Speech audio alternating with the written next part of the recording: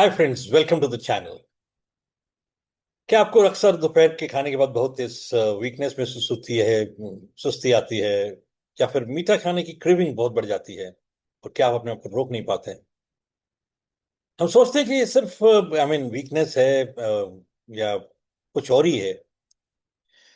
कई बार ये भी देखा है कि हमने कभी छोले भटूरे खाए, परांठे खाए, हमने कुछ बढ़िया चीजें, मीठी चीजें खाई, तो उसके बाद ये होता है कि हमारा जो शुगर है ना, वो ब्लड शुगर अचानक बढ़ जाता है। और इसके लिए हम अपनी शुगर को या कार्बोहाइड्रेट्स पे अपनी डाइट को हम जिम्मेदार ठहराते हैं। एक्चुअली ऐसा नहीं। इसका जो मेजर कारण है, उसको मेडिकल साइंस के अंदर में बोलते हैं क्रॉनिक इन्फ्लेमेशन। इसमें होता क्या है कि शरीर इस शुगर को संभालने के लिए भारी मात्रा को इंसुलिन बनाता है, और उससे शुगर क्रैश होती है। और ये जब चीजें बार बार रिपीटेडली होती हैं, तो उससे क्या होता है कि हमारे गट सिस्टम के अंदर में इम्बैलेंस क्रिएट हो जाता है, and that leads to inflammation. कई बार ऐसा भी महसूस हुआ है कि सुबह उठते ही एकदम ब्लोटिंग महसूस होती है, कभी बल्चिंग महसूस होती है, गैस की प्रॉब्लम महसूस होती है। ये कोई आम बात नहीं है, बहुत सारे लोगों के साथ में ऐसा होता है। एक्चुअली हो ये रहा है कि हमारे गट के अंदर में जो बैड बैक्टीरिया है, उनकी क्वांटिटी बढ़ जाती है, उनका वो बहुत ज्यादा बढ़ जाता है, और उसकी वजह से गुड बैक्टीरिया जो है, जो कि हमारे मेटाबॉलिज्म को ठीक करता है, हमारे डाइजेस्टिव सिस्टम के लिए जरूरी है, वो कम हो जाते हैं, और उसकी वजह से हमारी गट लाइनिंग जो होती है वो कमजोर हो जाती है। और इस गट लाइनिंग के अंदर में कमजोर वीकनेस होने की वजह से गट लाइनिंग में इन्फ्लेमेशन आ जाता है, गट के अंदर में इन्फ्लेमेशन आ जाता है। और आपका जो डाइजेस्टिव सिस्टम है, आपका जो गट है, आपका स्टमक है, वो बार बार खराब होने लगता है। ब्लोटिंग, इंडाइजेशन की समस्या बढ़ जाती है। और ये साफ इशारा है कि आपके अंदर में शरीर जो है, आपका सिस्टम जो है, वो इन्फ्लेमेशन से जूझ रहा है। और अब वो बात करते हैं जो कि हमारे लिए बड़ा मेजर कंसर्न करता है रखता है, दैट इज उसके इफेक्ट हमारे स्किन के ऊपर में जब आने लग जाता है। मतलब ये है कि हमारे अंदर की जो प्रॉब्लम्स हैं वो बाहर दिखने लगी। और हमारा इनफैक्ट आप कभी भी देखिए, आप किसी का भी फेस देख के आप बता सकते हैं कि उनका डाइजेस्टिव सिस्टम किस तरीके से उनका चल रहा है।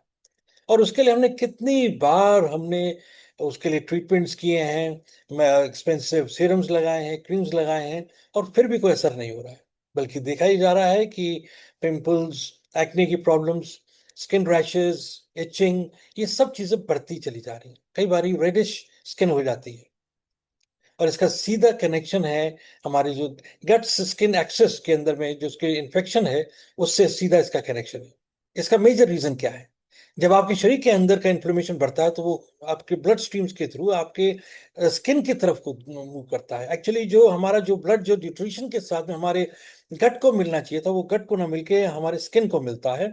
और स्किन जो है, जो ज्यादा सेंसिटिव हो जाती है, वहां पर क्या होता है कि वहां पे आपके नेचुरल ऑयल्स जो रिलीज करते हैं वो आपके ज्यादा रिलीज होते हैं, और उसकी वजह से सेंसिटिव से हो जाती है।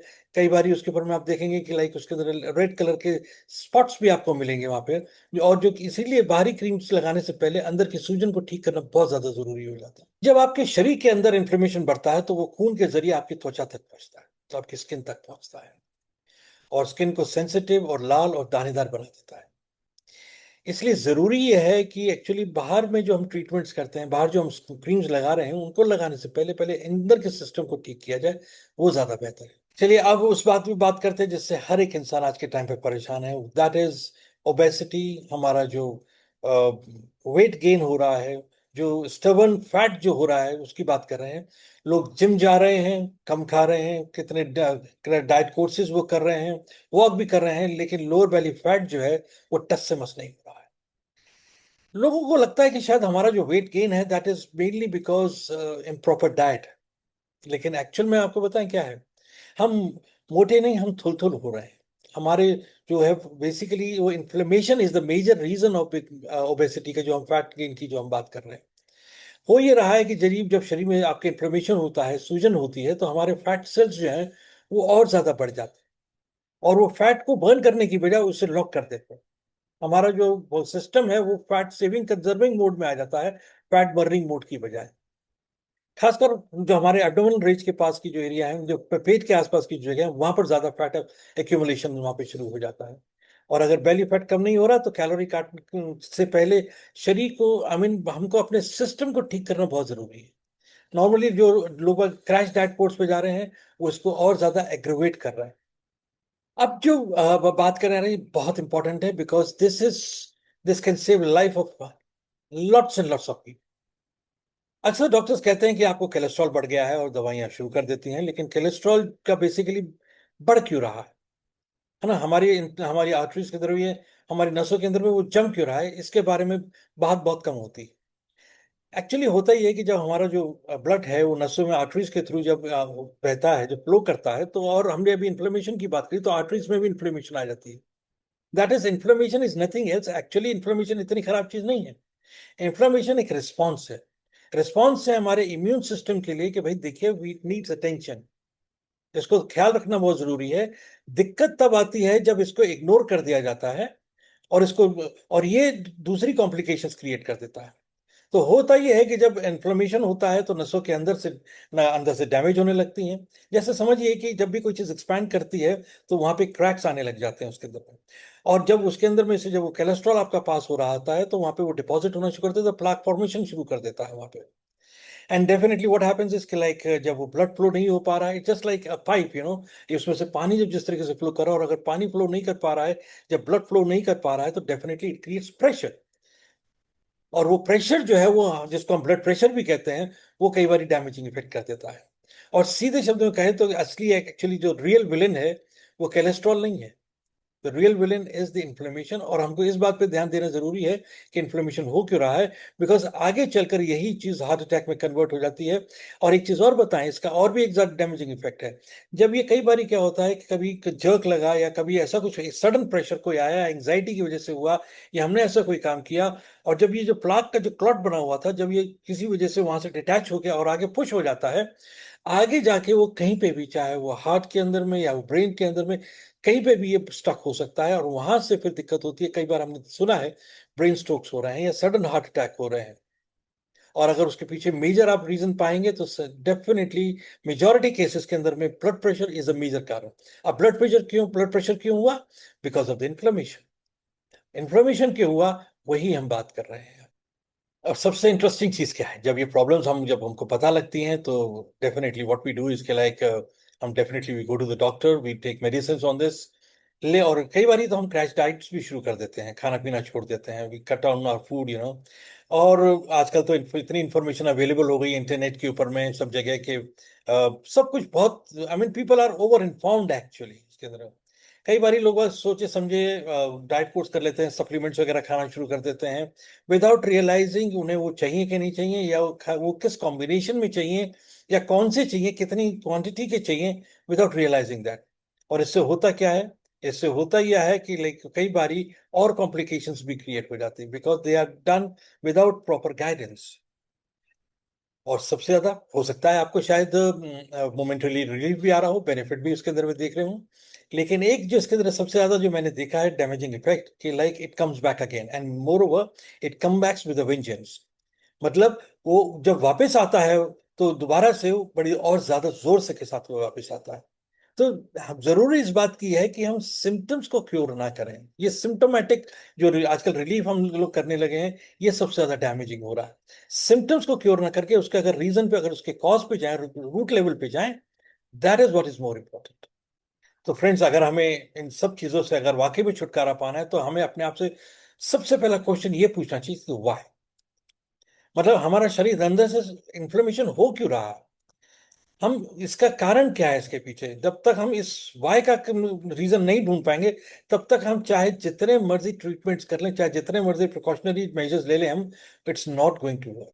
वेल, क्या आपको मालूम है कि हमारे पास हमारी बॉडी के अंदर में एक बहुत ही स्ट्रॉन्ग नेचुरल एक एंटी इंफ्लेमेटरी सिस्टम मौजूद है। ये सिस्टम और कुछ नहीं है, हमारे पेट और हमारी जो इंटेस्टाइन्स हैं, यानी कि हमारी गट है, उसके अंदर में इम्यून सिस्टम जो है, इसके तकरीबन 70 to 80% हमारे पेट में ही है, इसके अंदर स्टमक के अंदर में ही, हमारे गट में ही इसका इलाज है। अगर हमारा गट सिस्टम खुश है, रिलैक्स्ड है, कॉम्प्रोमाइज नहीं है, तो डेफिनेटली हमारी इंटेस्टाइन्स भी रिलैक्स्ड रहती हैं, हमारा पूरा सिस्टम जो है वो रिलैक्स्ड रहता है। हमारा अगर स्टमक सिस्टम और गट ठीक है, तो हमारा पूरा बॉडी, हमारे सारे बाकी सारे फंक्शंस, हमारे सारे ऑर्गन्स सही तरीके से काम कर पाते हैं।